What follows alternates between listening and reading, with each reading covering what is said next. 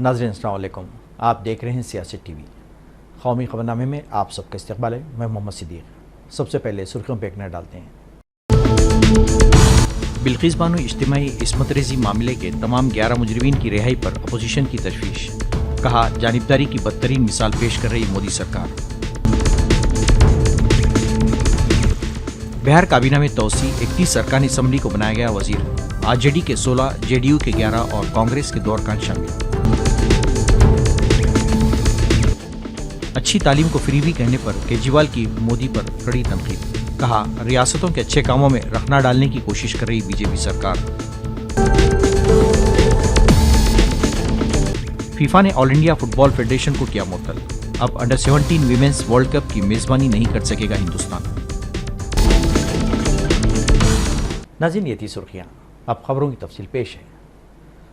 गुजरात में गोधरा वाक़े के बाद 2002 में होने वाले भयानक फिसादात के दौरान बिल्किस बानो के साथ एक ऐसा शर्मनाक और दर्दनाक वाक़या पेश आया था जिसने लोगों का दिल दहला कर रख दिया था।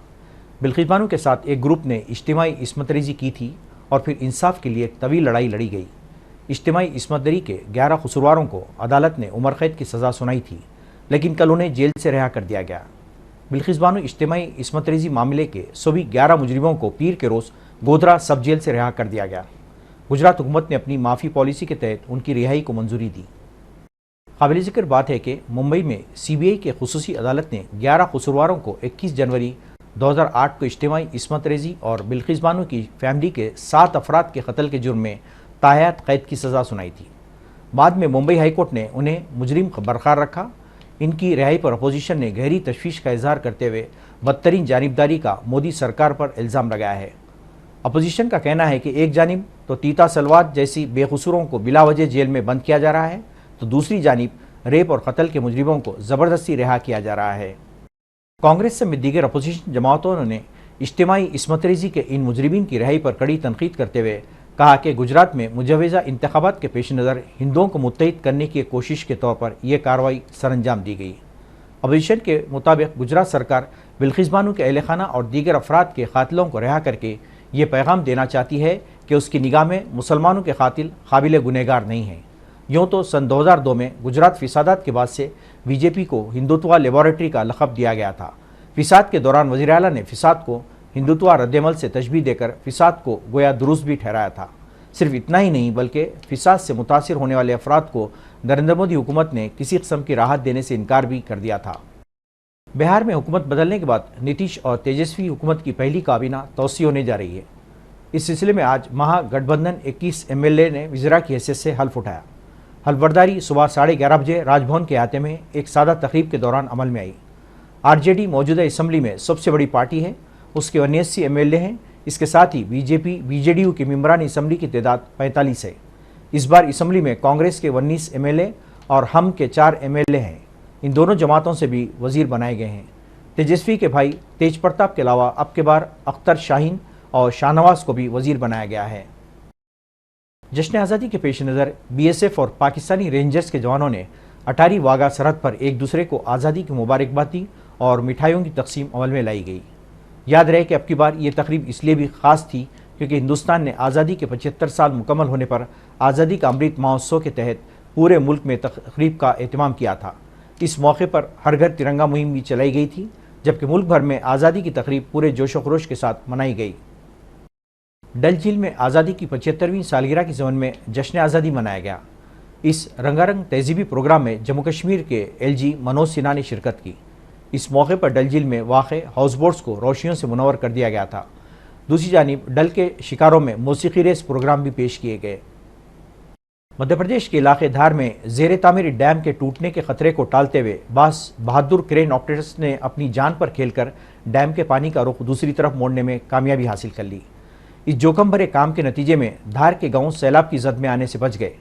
क्रेन ऑपरेटर्स ने बताया कि हुक्काम की मदद से पूरी जिम्मेदारी और गांव को बचाने के जज्बे के साथ इन्होंने पानी का रुख बदलने के लिए पुश्ता तोड़ने का काम अंजाम दिया। उनका कहना था कि पानी की रफ्तार बहुत तेज़ थी और ज़रा सी भी गलती उन्हें क्रेन समेत पानी में गर्क कर देती। ताहम एक जिम्मेदारी और गांव को बचाने के जज्बे ने उन्हें ये जोखम भरा काम करने का हौसला दिया। हमारा फर्ज था सर, और पानी निकालना ज़रूरी था सर जी। डर भी लग रहा था, घर से फ़ोन भी आ रहा था, फिर भी कोशिश करके हमने मशीन चलाया सर। देखते हैं आप इसको और किस तरीके से आप लोग वहाँ पे काम कर रहे थे, क्या कुछ बातें हमसे शेयर करना चाहेंगे, बताना चाहेंगे? उसमें देखो पानी का झरना चल रहा था, अपने को पता था कि उसको धंसने का डर भी है, जिम्मेदारी भी है, पर कोशिश जारी रखी कि हमने कम से कम आराम से दिक्कत नहीं हो, उस हिसाब से साइड से जगह बनाई, नाली बनाई, पहले नाली के ज़रिए पानी बढ़ाया, उसके ज़रिए तो ब्रेकर चला के साइड से थोड़ा थोड़ा थोड़ा करके पानी उसको बढ़ाया हमने। और फिर करीबन अपने को पानी शाम के टाइम ही बढ़ा है, करीबन ये 4 से 5 के बीच में ही अपने चालू हुआ था, करीबन 7 बजे बहुत ज़्यादा तेज़ हो गया था। तो जिम्मेदारी से पोकलैंड उनको धीरे धीरे बाहर निकाला, सबकी जिम्मेदारी भी। अरविंद केजरीवाल ने दिल्ली के सरकारी स्कूलों में बेहतरीन तालीम के निज़ाम को फ्रीबी करार देने वाली मोदी सरकार को कड़ी तनकीद का निशाना बनाते हुए कहा कि रियासत के अच्छे काम मोदी सरकार को हजम नहीं हो रहे हैं। आज नई दिल्ली में एक प्रेस कॉन्फ्रेंस के दौरान केजरीवाल ने अच्छी तालीम को फ्रीबी कहने पर मोदी सरकार को कड़ी तनकीद का निशाना बनाते हुए कहा कि अच्छी तालीम हर शहरी का हक है और बीजेपी सरकार इसको रोक नहीं सकती। सर्विसेज यूज़ करो ना, हम भी तो इसी देश के हैं, राजनीति को साइड रख देते हैं। आप हमारी सर्विसेज यूज़ करो, हम आप सारे देश के सब लोग मिलके 130 करोड़ भारतीय मिलके सारे स्कूलों को मिलके ठीक करेंगे, सारी सरकारें मिलके ठीक करेंगी, ये हो सकता है। और इसको फ्री भी कहना बंद करो, अच्छी शिक्षा देना फ्री भी नहीं है। अपने बच्चों को अच्छी शिक्षा देंगे, एक टाइम का पेट भी काटना, पेट एक टाइम की रोटी भी नहीं खानी होना, 130 करोड़ लोग उसके लिए भी तैयार हैं। और दूसरी चीज़, सबके लिए अच्छा और मुफ्त इलाज का इंतज़ाम करना पड़ेगा। हमने दिल्ली में किया है, 5 साल के अंदर हमने ऐसी व्यवस्था कर दी दिल्ली के अंदर कि हर व्यक्ति को, दिल्ली के 2.5 करोड़ लोग हैं, हर व्यक्ति को सारा इलाज मुफ्त है उसका, छोटी से बड़ी से बड़ी बीमारी तक सारा इलाज मुफ्त है। अगर दिल्ली सरकार कर सर जमहूरिया मुर्मू, वज़ीर-ए-आज़म नरेंद्र मोदी, वज़ीर दाखिला अमित शाह, नायब सदर धनकर, Lok Sabha speaker Om Birla, साबिक़ sir Ramnath Kovind, BJP के सदर जगत प्रकाश नड्डा और कई सीनियर वज़ीरा ने भारत रत्न और साबिक़ वज़ीर-ए-आज़म अटल बिहारी वाजपेयी को उनकी बरसी पर खराज अक़ीदत पेश किया। उनकी समाधि पर पहुंचकर फूलों की चादर चढ़ाई गई। इस मौके पर दुआया इज्तिमा का भी एहतमाम किया गया। फीफा ने ऑल इंडिया फुटबॉल फेडरेशन को फौरी तौर पर मुअत्तल कर दिया। फीफा ने तीसरे फरीक की मुदाखलत की वजह से फुटबॉल फेडरेशन ऑफ इंडिया को मुअत्तल कर दिया है। अब ऑल इंडिया फुटबॉल फेडरेशन की मुअत्तली के बाद मुल्क में 11 से 30 अक्टूबर को होने वाली अंडर 17 खवातीन वर्ल्ड कप की मेज़बानी नहीं कर सकेगा। फीफा ने कहा कि मुअत्तली फौरी तौर पर नाफिजुल अमल होगी। फीफा ने एक बयान में कहा कि मुअत्तली तभी हटाई जाएगी जब AIFF मजलिस आमिला की जगह एडमिनिस्ट्रेटर्स की कमेटी बनाने का फैसला वापस लिया जाएगा और AIFF इंतज़ामिया को फेडरेशन के रोज़मर्रा के कामों का मुकम्मल कंट्रोल दिया जाएगा। नाज़रीन, आखिर में सुर्खियों पे कौन बिल्किस बानो इज्तिमाई इस्मत रेज़ी मामले के तमाम 11 मुजरिमीन की रिहाई पर अपोजिशन की तशवीश। कहा, जानिबदारी की बदतरीन मिसाल पेश कर रही मोदी सरकार। बिहार काबीना में तोसी, 31 अरकान असम्बली को बनाया गया वजीर। RJD के 16, JDU के 11 और कांग्रेस के 2 अरकान शामिल।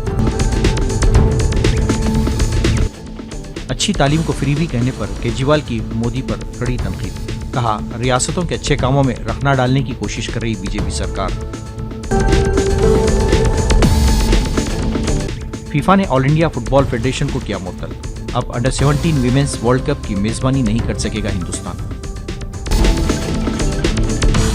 नाज़रीन, इसी के साथ ही कौमी खबरनामा खत्म होता है। मुझे और सारी सियासत की टीम को इजाज़त दें। अल्लाह हाफ़िज़।